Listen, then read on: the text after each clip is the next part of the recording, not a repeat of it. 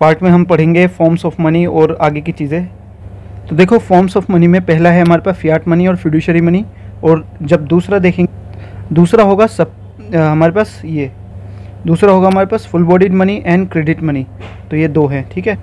तो देखो ये जो मनी है फियाट मनी, ये कौन सी होती है? जिसे गवर्नमेंट के आदेश के द्वारा जारी किया जाता है, गवर्नमेंट के आदेश या ऑर्डर द्वारा, ठीक है। जैसे आप ये रुपया करेंसी देख रहे हो, इस पर लिखा होता है कि हम मतलब मैं वचन देता हूँ कि ये गवर्नमेंट की तरफ से होता है कि ये आरबीआई की तरफ से कि मैं जो इसके लेने वाला है इसको देने वचन देता हूँ, ये देने का मतलब 500 रुपये की वैल्यू का। अगर आपका करेंसी नहीं चलती है तो आप आरबीआई के पास जाके 500 रुपये की मतलब उसकी वैल्यू वो देगा, आरबीआई की तरफ से बैक होती है करेंसी। इसकी जगह अगर नकली करेंसी हो तो क्या वो भी फियाट मनी मानी जाएगी? नहीं, वो फियाट मनी नहीं। दे रहा पैसा, आज से तेरी ठेले की कंपनी हमारी। पैसे गिनो, निकल यहाँ से।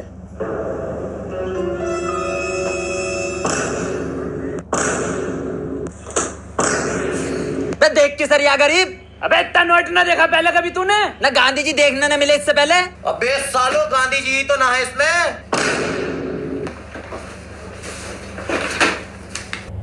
जबकि दूसरी मनी कौन सी होती है? Fiduciary money. फिड्यूशियरी मनी कौन सी होती है? यानी न्यास मुद्रा। फिड्यूशियरी मनी यानी न्यास मुद्रा कौन सी होती है?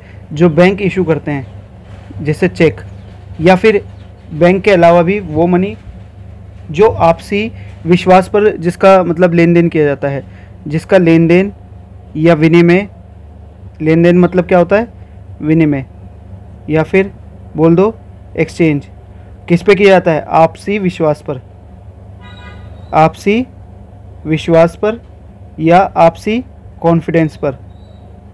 अगर आपको कॉन्फिडेंस है, ट्रस्ट है, मान लो फॉर एग्जांपल, मान लो आपको कोई चेक देता है, तो ये आपका या आप किसी से बिजनेस करते हो, वो चेक आपको देता है, तो ये आपकी मर्ज़ी है कि आप चेक में पैसा लेना चाहते हो या नहीं लेना चाहते। आप उसे बोल सकते हो कि मुझे कैश में पैसा चाहिए या फिर गवर्नमेंट की ही करेंसी चाहिए, मुझे बैंक का चेक नहीं चाहिए।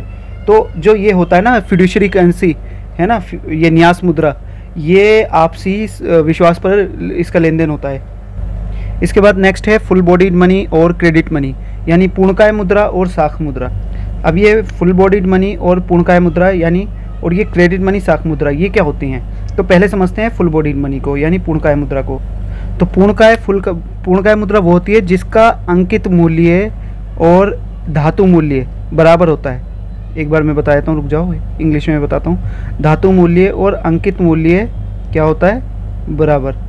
यानी अंकित मूल्य का मतलब होता है जो इस पर प्रिंटेड वैल्यू है, प्रिंटेड वैल्यू, और कमोडिटी वैल्यू बोल दो या फिर इंट्रिंसिक वैल्यू बोलते हैं इसे, वैसे अभी बोल देते हैं हम कमोडिटी वैल्यू, है ना, कमोडिटी वैल्यू। यानी ये जो कॉइन है, जो अंग्रेज़ों के टाइम पे कॉइन्स चलते थे गोल्ड के, उनको अगर आप पिघला के बेचते तो भी वो उतने का ही बिकता। मान लो 1 रुपये का कॉइन चलता था, अगर उसे पिघला कर बेचते तब भी 1 रुपये का बिकता, और लिखा हुआ भी उस पर 1 था। यानी जो लिखा हुआ है अगर उसे पिघलाओगे तो भी वो 1 रुपये का ही धातु मूल्य है उसका, ठीक है। तो अंग्रेज़ों के टाइम पे जो गोल्ड कॉइन्स चलते थे या उससे पहले जो गोल्ड कॉइन्स चलते थे, उनका वैल्यू उतनी ही होती थी जितना उन पर प्रिंटेड वैल्यू होती थी। तो जब भी किसी का प्रिंटेड वैल्यू और कमोडिटी वैल्यू बराबर होगी तो हम बोलेंगे उसे कौन सी मुद्रा बोलेंगे, कौन सी करेंसी बोलेंगे, बताओ? उसे बोलेंगे हम फुल बॉडीड मनी यानी पूर्णकाय मुद्रा। इसके अपोजिट में दूसरी होती है क्रेडिट मनी यानी साख मुद्रा। ये कौन सी मुद्रा होती है या मनी होती है? जैसे मान लो 1 रुपये का कॉइन है आज की डेट में, उसका जो प्रिंटेड वैल्यू है, प्रिंटेड वैल्यू वो तो कितना है? 1 रुपये। लेकिन अगर आप उसे पिघलाकर बेचोगे तो क्या आपको 1 रुपये मिलेगा? क्या उसका मेटल वैल्यू यानी हिंदी में बोलेंगे तो धातु मूल्य, क्या उसका 1 रुपये है? नहीं, उसका धातु मूल्य 1 रुपये नहीं है, या फिर कमोडिटी वैल्यू उसका 1 रुपये नहीं है। तो ऐसी मनी को क्या बोलते हैं? क्रेडिट मनी, साख मुद्रा, है ना, जिसका वस्तु मूल्य उसके प्रिंटेड वैल्यू से कम होता है। अब देखो इसके बाद नेक्स्ट कॉन्सेप्ट आता है सप्लाई ऑफ मनी का, यानी मनी सप्लाई या फिर मुद्रा की पूर्ति, और measures of money of supply. तो पहली बात तो सबसे पहले समझने वाली, मनी सप्लाई क्या होता है? देखो सप्लाई ऑफ मनी का मतलब है इस वक्त देश में कितना करेंसी है, लेकिन किसके पास? गवर्नमेंट के पास नहीं, गवर्नमेंट तो खुद मनी सप्लाई करती है, गवर्नमेंट के पास नहीं। बैंक्स के पास नहीं, बैंक्स के पास नहीं। पब्लिक के पास, किसके पास? पब्लिक के पास।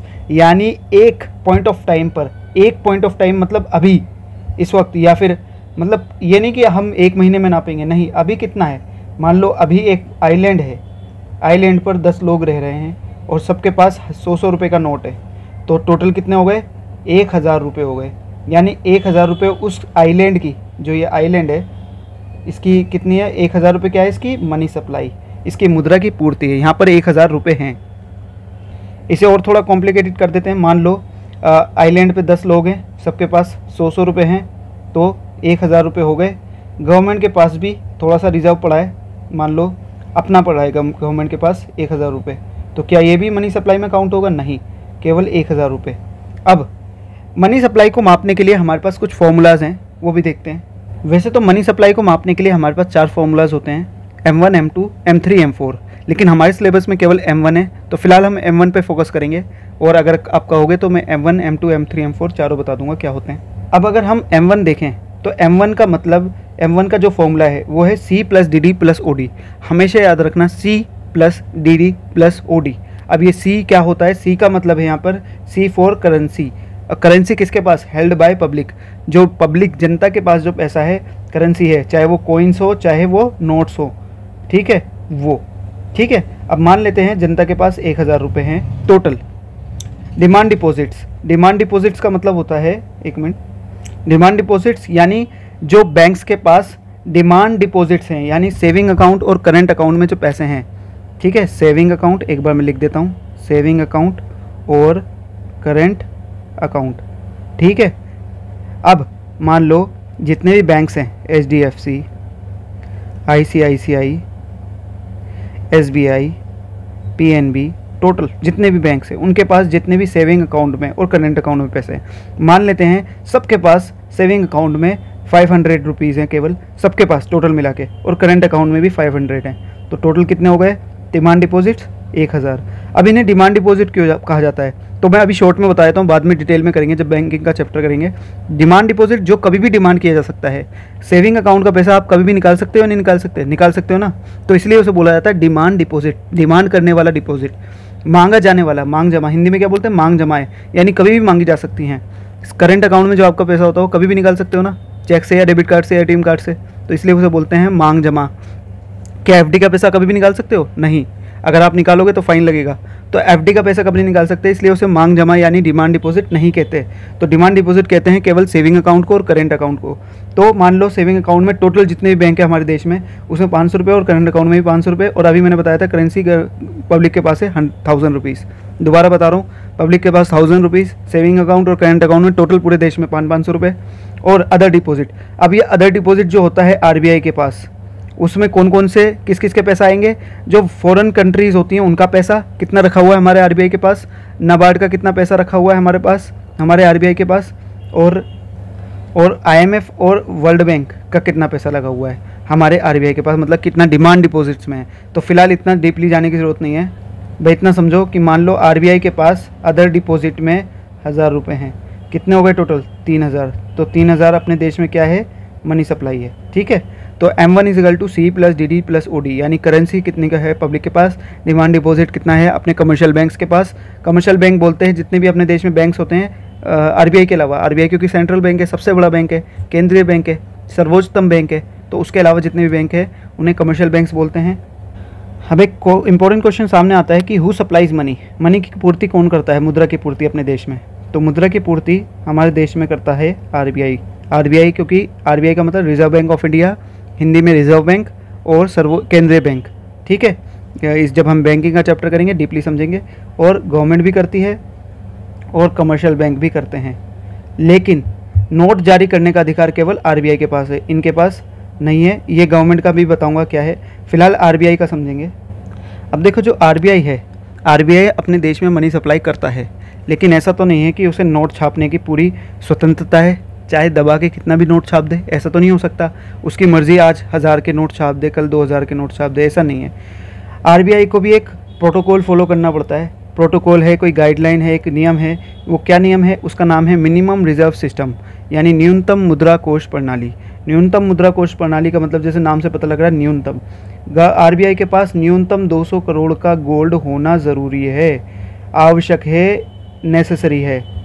200 करोड़ का कोष होना ज़रूरी है। कोष को इंग्लिश में क्या बोलते हैं? रिजर्व आवश्यक है। अब ये 200 करोड़ में कितना क्या क्या होना चाहिए? 115 करोड़ का गोल्ड होना चाहिए और 85 करोड़ का फॉरेन करेंसी में जैसे डॉलर है ना, येन या जो भी फॉरेन जो पाउंड है वैसी करेंसी है। ठीक है, अब मैं एक सवाल पूछता हूँ आपसे। मान लो गवर्नमेंट के पास 200 करोड़ का कोष तो है, रिजर्व है, लेकिन केवल 110 करोड़ का गोल्ड है, तो क्या आरबीआई नोट छाप सकता है? यस और नो? नो, क्योंकि उसके पास कंडीशन है 115 करोड़ का गोल्ड होना ज़रूरी है, तभी नोट छाप सकता है। अच्छा, मैं यहाँ पर एक और डाउट क्लियर कर दूँ। आप लोग सोचते होंगे कि आरबीआई ऐसा क्यों नहीं करता कि इतने सारे नोट छाप दे कि सबके पास पैसा आ जाए और सब आराम से जिए, मज़े करें, ऐसा सोचते होंगे ना। तो मान लो अगर आरबीआई दबा के नोट छाप दे, आपके पास जितने पैसे हैं, आपके पास सबके पास 1-1 लाख रुपए, एक या 10-10 हज़ार रुपये आ जाएँ, एग्जाम्पल के लिए 10 हज़ार रुपये सबके पास आ जाएँ, लेकिन अपने देश में जो गुड्स एंड सर्विसेज हैं, जो वस्तुएं हैं, वो तो कम है। ठीक है, इसे ऐसे समझो, आप जा रहे हो, ठीक है, एक ठेले पे कोई आम बेच रहा है, सेब बेच रहा है, ठीक है, सेब बेच रहा है कोई, ठीक है। अब सेब केवल उसके पास हैं 2 किलो, कितने? 2 kg, लेकिन ख़रीदने वाला एक है, ठीक है, तो कोई बात नहीं, ख़रीद लेगा। लेकिन मान लो इस 2 kg से एप्पल को ख़रीदने वाले हो जाएं 10 लोग आ जाएं, क्योंकि सबके पास पैसा आ गया, तो ये 2 kg जो सेब हैं, जो 50 रुपये किलो बिक रहा है, वो अब कितना हो जाएगा बढ़ के? वो बिकेगा लगभग 1000 रुपये किलो या ज़्यादा 500 रुपये किलो, क्योंकि लोग खरीदने वाले क्या हो गए? ज़्यादा हो गए। अगर आरबीआई ने ऐसा कर दिया कि बहुत सारे नोट छाप दिए, तो क्या सुधार हो जाएगा? नहीं। गुड्स एंड सर्विसेज के प्राइस क्या होंगे? बहुत ज़्यादा बढ़ जाएंगे। प्राइसेस क्या होंगे? बहुत ज़्यादा बढ़ जाएंगे, इन्फ्लेशन बढ़ जाएंगे। यही गलती जिम्बाब्वे ने की थी। किसने? जिम्बाब्वे ने और 1-2 कंट्री ने की थी, जहाँ पे महंगाई 4000 गुना, यानी जो चीज़ 1 रुपये की है वो 4000 रुपये की हो गई है ना। ब्रेड जो 10 रुपये का है वो 10,000 रुपये, मतलब वहाँ की नोट की वैल्यू इतनी गिर गई थी कि मतलब वहाँ कई हज़ार का भी नोट जारी करना पड़ गया था, और अटैची मतलब सूटकेस में ले जाना पड़ रहा था नोट वगैरह। तो आप समझ रहे हो आरबीआई को क्या करना पड़ता है? या आरबीआई का काम है कि वो मनी सप्लाई तो करे, लेकिन मनी सप्लाई को मेंटेन भी करे। ये नहीं ज़्यादा मनी सप्लाई हो गई तो भी दिक्कत है। अगर मनी सप्लाई जो है कंट्री में ज़्यादा हो गई है ना, ज़रूरत से ज़्यादा हो गई तो भी दिक्कत है। और मनी सप्लाई अगर कम है, लोगों के पास पैसा ही नहीं है, अगर लोगों के पास पैसा नहीं होगा तो इकोनॉमी में डिमांड होगी, कोई सामान खरीदेगा? नहीं खरीदेगा। जब डिमांड नहीं होगी तो जो प्रोड्यूसर हैं क्या वो माल बनाएंगे? नहीं बनाएंगे। जब प्रोड्यूसर माल नहीं बनाएंगे, जब प्रोड्यूसर माल नहीं बनाएंगे तो एम्प्लॉयमेंट क्या होगा? रोज़गार इकोनॉमी में गिर जाएगा। इकोनॉमी में रोज़गार, एम्प्लॉयमेंट गिर जाएगा तो अल्टीमेटली लोगों की इनकम क्या होगी? रोज़गार नहीं होगा तो इनकम गिरेगी, इनकम नहीं होगी तो अर्थव्यवस्था क्या होगी? इकोनॉमी डिप्रेशन में, रिसेशन में चली जाएगी, मंदी में चली जाएगी तो रोज़गार नहीं होगा, कुछ भी नहीं होगा। तो इतनी सारी बात मैंने कहानी इसलिए बताई कि आरबीआई ना तो मनी सप्लाई बहुत ज़्यादा कर सकता है, ना ही बहुत ज़्यादा कम कर सकता है। उसे एक लेवल मेंटेन करके चलना पड़ता है, जिससे प्राइसेस भी कंट्रोल में रहे और इकोनॉमी में ग्रोथ भी होती रहे। ऐसा नहीं कि बिल्कुल डिमांड गिर जाए और ग्रोथ ना हो। दूसरा पॉइंट है कि कमर्शियल बैंक भी मतलब मनी सप्लाई करते हैं, लेकिन ये आरबीआई की तरह नहीं करते। इनके पास नोट जारी करने का, नोट इशू करने का अधिकार नहीं होता। तो क्या करते हैं ये? इनके पास जो डिमांड डिपॉजिट आता है, यानी इनके पास जो सेविंग अकाउंट और करेंट अकाउंट में पैसा आता है, ये सेविंग अकाउंट और करेंट अकाउंट में जो पैसा आता है, लोग उसे ट्रांसफ़र करते रहते हैं, निकाल लेते हैं चेक डिपॉजिट से, चेक लगा के। तो एक तरह से वे चेक के थ्रू, ट्रांसफ़र के थ्रू एक्चुअल में ये इकोनॉमी में क्या कर रहा है? मनी सप्लाई कर रहा है, मनी सप्लाई को बढ़ा रहा है, घटा रहा है। तो कमर्शियल बैंक इस तरह से मनी सप्लाई करते हैं, और इसे बोलते हैं हम बैंक मनी, है ना। क्या बोलते हैं इसे? Bank money. तो देखो गवर्नमेंट जो है, गवर्नमेंट भी मनी सप्लाई करती है, लेकिन कौन सी मनी सप्लाई करती है? 1 रुपये का जो सिक्का होता है, 1 रुपये का नोट, 1 रुपये का जो नोट है, 1 रुपये वाला नोट, और बाकी के कॉइन्स कौन इशू करता है? वो गवर्नमेंट इशू करती है। गवर्नमेंट में कौन? मिनिस्ट्री ऑफ फाइनेंस, ठीक है। फाइनेंस मिनिस्ट्री जो है ना, मिनिस्ट्री ऑफ फाइनेंस, वो करती है। देखो अब एक छोटी सी चीज़ और देख लो। बैंक मनी जो हमने पीछे देखा था, जो बैंक जो डिमांड डिपॉजिट के रूप में करवाते हैं, और एक हाई पावर्ड मनी होती है। बैंक मनी तो हमें पता है, हाई पावर्ड मनी क्या होती है? लोगों के पास कितना करेंसी है, प्लस आरबीआई कमर्शियल बैंक जितने भी हैं, कमर्शियल बैंक किन्हें कहते हैं, एचडीएफसी वगैरह ये सब कमर्शियल बैंक के पास जो वोल्ट कैश है, कौन सा वोल्ट, हिंदी में बोलते हैं इसे नगद, तिजोरी नगद, ठीक है, तिजोरी नगद। और जो आरबीआई के पास, प्लस आरबीआई के पास जो ऑल कमर्शियल बैंक्स का, ये जो जितने भी एचडीएफसी एसबीआई सब बैंक्स हैं, इनका जो कैश रिजर्व रखा है, क्या रखा है, कैश रिजर्व। मान लो इनका कैश रिजर्व रखा है 500 और कमर्शियल बैंक्स के पास 500 रुपये वोल्ट कैश है और पब्लिक के पास 1000 रुपये है, तो टोटल हाई पावर्ड मनी अपने देश में कितनी हो गई, 2000, ठीक है। ये होती है हाई पावर्ड मनी। इसे बेस मनी भी कहते हैं, क्या कहते हैं इसे, बेस मनी। ये थोड़ा सा आगे की है, मतलब इतना इंपॉर्टेंट वैसा नहीं है, थोड़ा ऊपर लेवल की चीज़ है कि हाई पावर्ड मनी क्या होती है या बेस मनी क्या होती है। तो ये होती है बेस मनी, और बैंक मनी हमें पता ही है।